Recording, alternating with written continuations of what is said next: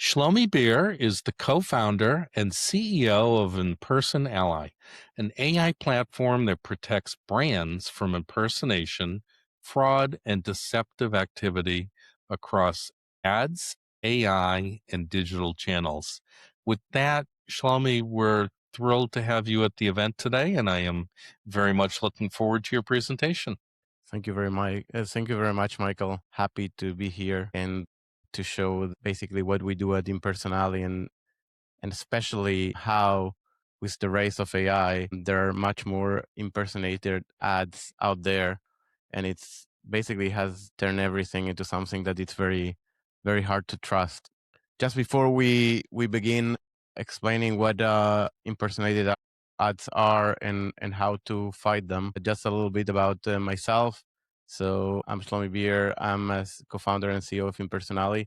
We are a leading platform for finding impersonation, working with brands. So we do this. We do this all day, and basically working with some of the most successful companies in the world, Fortune 100, and also smaller companies to help them solve this across different verticals, from finance to retail to travel, marketplaces, etc. This effect happens almost everywhere. As an introduction, basically in the last 2 years, we have seen AI booming, and everyone is using it, right? As a personal, as in the companies as well. But basically, one of the negative effects of AI has been that it's creating a world that it's very hard to trust anything out there. So, for example, what you see here is a user searching, for example, for their PayPal account. They will see an ad, looks legit for PayPal, right? But in fact, this is an ad that it's not being created by the actual company. It's a fraudulent ad, so it's a deep fake. And in this case, this is being done for phishing purposes, and these fraudsters are able to insert a fake phone number into the real website to scam users. Now, fraud happens everywhere, and fraudsters basically use all kinds of ads in order to be present and show themselves in front of users. So we have spotted cases using, of course, social media ads like Facebook and Instagram, video ads, and you probably have seen a lot of this. Fake Elon Musk videos trying to scam people. Of course, search ads, fake domains, as I said, fake customer support numbers, as you see in this example on Netflix. And lately, some of this, it's happening a lot also in ads in AI platforms like ChatGPT ads and AI overview ads. So that's a very growing vector in the last couple of months that we are seeing. Now, if we deep dive into that, so for example, this is probably a search that most of us have done in the past, or it's actually being done today, right now, looking for our bank account or credit card provider. And as you all can see, the question is here, will you trust this link and click on it, right? And the sad answer is that for 90% of the cases, it's true, because there are no signs that this is something that should be non-trusted. But as happens here, right, and also in the previous examples, this is a real case that where this ad is not being generated by the real Chase Bank, but by a fraudster from Hong Kong in this case, and it's pretending to do something, some type of scam or fraud or different things, right? So impersonated ads is basically that. I mean, it's when unauthorized parties, they create ads pretending to be some brand, and using those impersonated ads, they will take some advantage. Sometimes that it's a financial scam against the brand itself, as we will see in a couple of minutes. Sometimes it's a more phishing case towards the user itself. But before we deep dive into those other cases, let me show one more example. So this is another example that it's more on the phishing side, where again, it all starts with an ad. And in this one, probably people can actually do see one slight misspell here in the Timberland, right, within the ad. But again, today with AI, these fraudsters are creating these ads, sending users to this website that again has a slight misspell, as you can see here. And eventually user will spend a couple tens or hundreds of dollars in shoes that he will never get back delivered. Now, as we said, I mean, the impersonation is one part. So companies and people pretending to be brands, it's one thing. But then what they are doing with that, what they're trying to get profit for, can be diverse. And there are at least 4 main different types that can be classified in what it's called type A, B, C, and D, ranging from hijacking, which is more fraud towards organizations. Then it's a financial scams, similar to the JP Morgan Chase example, and we'll show more in a couple of minutes. Or type B phishing, like the Timberland examples, and so on, and ranges all the way to what it's called type D, which those are more that go more into the legal aspects rather than proper scam or fraud. Well, what I want to do now in the next couple of minutes, it's explain a little bit of one type of this, what is called type A, hijacking, and deep dive a little bit on how it's done, how it can be stopped, and give a few tips that are useful for the audience in order to be able to at least get noticed when that is happening to your brand, and also a few steps how you can deal with it. So what do we call affiliate hijacking? It's the following. So again, everything starts with an impersonated ad, as you see here on this example for Walmart. And then when the user clicks on this ad, it goes to the actual website, Walmart. So in this case, there is not a misspell. This is the real website. Now, the difference here between a regular flow, it's that in the URL, this advertiser it's passing a few parameters which are not the regular ones, right? And if we deep dive here, right, we will notice that there is an affiliate parameter passed on the URL.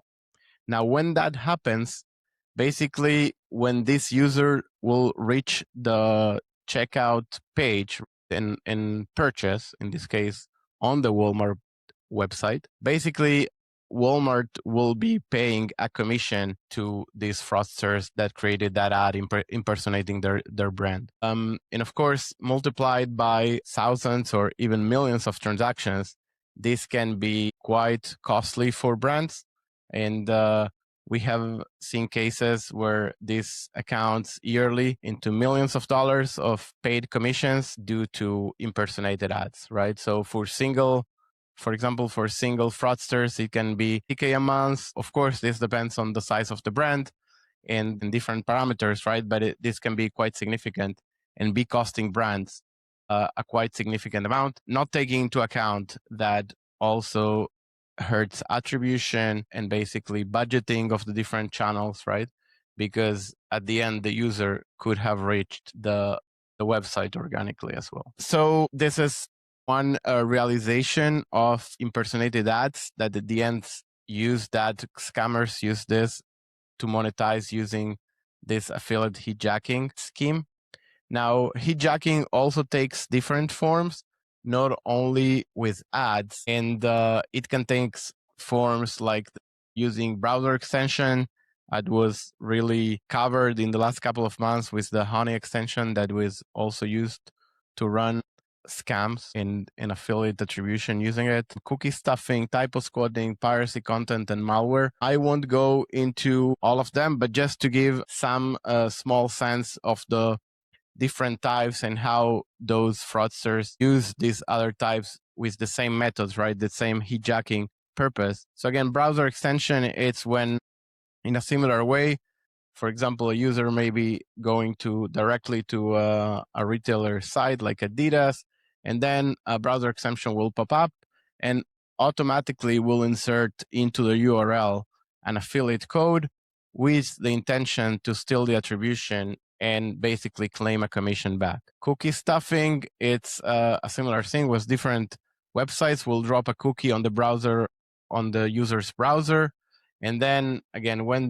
this user will go into the merchant site as Adidas, that cookie will pop up and basically add the affiliate information in order to claim commission by that player that actually inserted that cookie. And malware can take different forms, but one of those forms is related to sometimes on streaming sites online, they will push to install different software, or when using free software online as well. So that software that gets installed into the user's machine at the end will monitor which websites this user is navigating and use that in order to claim commissions on this organic activity. Can be on Walmart, on Amazon, right? Or on any big retailer that most users go. And this goes completely silently.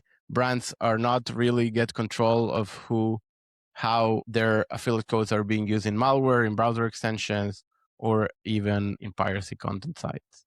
Now that we have limited timing, so a few ways of how brands can get protected or at least monitor. So the idea here is that get a complete scale, right, over different channels, different browser extensions, AI, social media, and video platforms, right? The idea is to monitor results, understand who is pretending to be the brand in each one of them. Basically, after that, understanding what they are trying to do. A lot of these players basically hide their activities when they notice that there is some automated system that is trying to monitor them. So they won't show the ad, or that ad won't get into the right domain, or using different parameters. So basically something called cloaking. So the idea here is that brands needs to monitor using advanced agents that they get past these cloaking methods. And then, of course, the other path to deal with hijacking, right? It's basically monitoring a lot of these channels, as we said, the browser extensions, the search results in different search engines, AI, video, and social media. Then use that to categorize. As we said, there are different types of fraud that these companies are committing, like hijacking, phishing, etc., and then use that to do takedowns, which is the actual stopping, by meaning not paying these hijackers, or stopping these websites, or stopping this fraudsters. So this is in a nutshell about ad impersonation and ad hijacking. So thank you very much. For everyone listening in live, coming up in just a few minutes, Shlomi will be on our next Q&A panel. So if you have questions related to the presentation, type them into the Q&A box that you see in front of you, and we'll get to as many of those as we can during the live Q&A panel.